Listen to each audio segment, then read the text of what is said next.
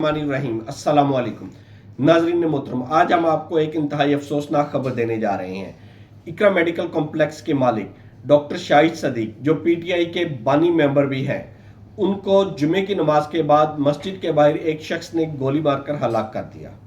ये 1 अगस्त 2024 जुमे वाले दिन का वाक़या है।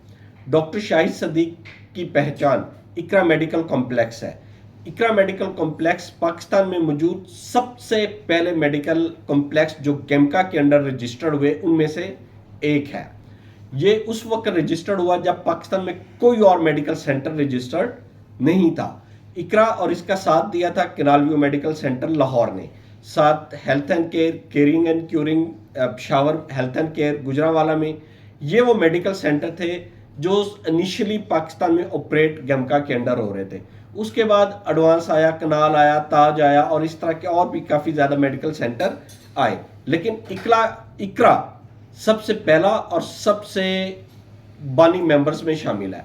और इकरा की पहचान पाकिस्तान के कोई अच्छे मेडिकल सेंटर में भी नहीं होती, यानी कि ये वो मेडिकल सेंटर था जो पाकिस्तान में सबसे ज़्यादा पेंडिंग केसेस निकालता था। यानी अगर बाकी मेडिकल सेंटर में 20% पेंडिंग केसेस निकलते थे, इकरा 60% पेंडिंग मेडिकल निकालता था।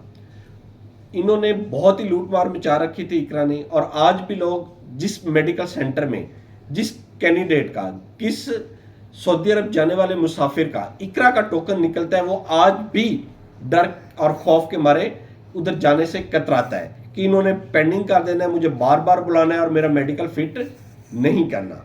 आज भी लोग इकरा से डरते हैं। इनका डर खौफ इकरा का लोगों के दिलों में बैठा हुआ है। ये तमाम बातें सऊदीया में मौजूद वो अफराद जो इकरा से मेडिकल करवा चुके हैं ये बखूबी जानते हैं। 60% ये जो पेंडिंग करते हैं, उस 60 का जो 50% अफराद जो क्लियर करवाते हैं वो पैसे दे के करवाते हैं। इकरा के बाहर और पूरे लाहौर में फैले हुए इनके काफ़ी ज़्यादा एजेंट्स जो इकरा से अपने आपको मेडिकल क्लियर करवा के दे सकते हैं, करवा के देते हैं। ये बातें बखूबी सऊदीया जाने वाले मुसाफिर जानते हैं, हमें आपको बताने की ज़रूरत नहीं है। अगर बाकी मेडिकल सेंटर 20% निकालते हैं, क्या वहाँ सेहतमंद अफराद जाते हैं?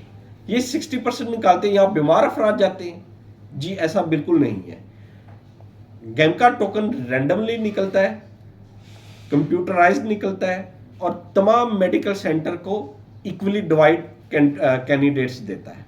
यानी कि इस वक्त अगर 12-13 जितने भी लाहौर में मौजूद हैं, तो आप लाहौर का टोकन निकालते हैं तो वो सब के अंदर तमाम अफराद को इक्वली डिवाइड करके उधर भेज देता है। इसमें ऐसा नहीं होता कि उधर सेहतमंद उन्होंने देख के दे दिया और इनको बीमार दे दिया। आप जानते हैं पेंडिंग क्यों करते हैं।